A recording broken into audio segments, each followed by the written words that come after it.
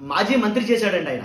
ఎలా అంటే ముద్రగడ పద్మనాభం గారు సీనియర్ వైఎస్ఆర్సీపీ నేత అని అనొచ్చు. ఎందుకంటే అలాంటి ఆయన మీద అంటే రాష్ట్రంలో ఏం జరుగుతుందో తెలియని పరిస్థితులు అయితే కనుక మేమున్నాం అని వైఎస్ఆర్సీపీ నేతలు చాలా భయాందోళనకు అయితే గురవుతున్నాం మేమని చెప్పేసి కొన్ని స్టేట్మెంట్లు అయితే పాస్ చేశారు. ఎందుకంటే మాజీ మంత్రి ముద్రగడ పద్మనాభం గారి ఇంటి మీద నానా రభస రాద్ధాంతం రచ్చ చేశాడు ఒక ఆయన. ఎవరంటే కనుక వైఎస్ఆర్సీపీ వాళ్ళేమో అతను పక్కాగా జనసేన అభ్యర్థి అని అంటున్నారు. కానీ వాళ్ళ వెర్షన్ అంటే ఎవరైతే జనసేన వాళ్ళు ఉన్నారో వాళ్ళ వెర్షన్ చూస్తే కనుక అతనికి మాకు ఏ సంబంధం లేదు, అతను మా పార్టీయే కాదు అనేది వాళ్ళు మాట్లాడతారు. వాస్తవంగా కాదు అని అనేటప్పుడు పిఠాపురంలో ఏదైతే కిర్లంపూడి ఈ నియోజకవర్గం ఎక్కడ ఏదైతే తన ఫోటో లేకుండా ఏ ఫ్లెక్సీ లేదంట, అన్ని ఫోటోల మీద తన ఫ్లెక్సీ అయితే కనుక ఖచ్చితంగా ఉంటుందంట. కాబట్టి కిర్లంపూడిలో ఈ మాజీ మంత్రి ఎవరైతే వైఎస్ఆర్సీపీ నేత ముద్రగడ పద్మనాభం గారి ఇంటి మీద జరిగిన దాడి చాలా దారుణంగా అయితే కనుక చేశాడు ఆయన.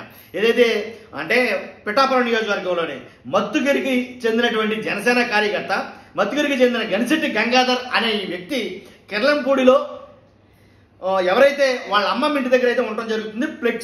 ప్రతి ఫ్లెక్సీలో ఆయన ఫోటో ఉంటుంది. అంతేకాదు ఒక ట్రాక్టర్ని కాని ట్రాక్టర్ని తీసుకొచ్చి దాంట్లో సుమారుగా 4,300 రూపాయలు డీజిల్ కొట్టించి కాని ట్రాక్టర్ పైగా దాంట్లో 4,300 డీజిల్ కొట్టినటువంటి పెట్రోల్ బంకోడికి ఆయనకి డబ్బులు ఇవ్వకుండా నేనంటే ఏంటనుకున్నా జనసేన నాయకుడిని అని ఆడి మీద రుబాబు చేసి ఆ ట్రాక్టర్ వేసుకొచ్చి ఆ ట్రాక్టర్ తోటి ముద్రగడ పద్మనాభం గారి ఎవరైతే ఇది ఉందో కారుని గుర్తించడం, అలాగే ఇంటి ఆవరణని ఏదో దుక్కు తిన్నట్టుగా ఆ ట్రాక్టర్ తోటి నానా విధ్వంసం అయితే చేశాడండి. మనుషులు ఏమీ చేయలేదు కానీ అది ఒకటే బ్యాలెన్స్ మ్యాక్సిమం చేయాల్సిన రచ్చంతా చేశాడు. కాకపోతే ఇక్కడ జరిగింది ఏంటంటే కనుక అతను ట్రాక్టర్ తోటి విధ్వంసం చేస్తున్న ప్రతిసారి కూడా జై జనసేన అనే నినాదంతో పాటు తగ్గేదేలే అనే మాట మాత్రం పద్దాక వాడాడంట.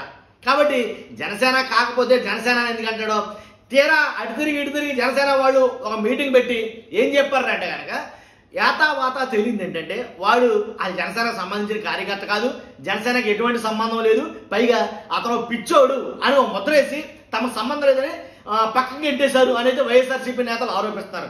మొత్తానికి ఏదైతేనండి కొంచెం ఆ ప్రాంతం అంతా కూడా కొంచెం ఆందోళనకరంగా చాలా ఇబ్బందిగా అయితే కనుక జరగడం జరిగింది. రభస రాద్ధాంతం అయితే క్రియేట్ చేయడం జరిగింది.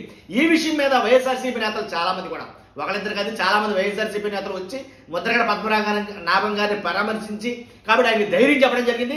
జగన్మోహన్ రెడ్డి గారు కూడా జగన్మోహన్ రెడ్డి గారు కూడా ఫోన్ చేయడం అయితే జరిగింది. కాబట్టి ఫోన్ చేసి ఏంటి విషయాలు కనుక్కోవడం జరిగిందంట. కాబట్టి నేను మీకు అండగా ఉంటానని చెప్పేసి జగన్మోహన్ రెడ్డి గారు కూడా ధైర్యాన్ని ఇచ్చి భరోసాను అయితే ఇవ్వడం జరిగింది. తెలుసు కదా మీకు, నేను చెప్పడం అవసరంలా.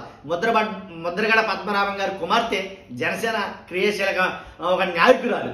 కాబట్టి ఇలా జరగడం చాలా మందికి ఆందోళన కలిగించింది. ఆ ప్రాంతంలో ఏదో జరుగుతుంది అని కంగారు పట్టడం మాత్రం వాస్తవమే. కానీ ఇలాంటి చర్యలు జరగకుండా పునరావృతం కాకుండా తగు చర్యలు అయితే తీసుకోవాలనేది నా అభిప్రాయం.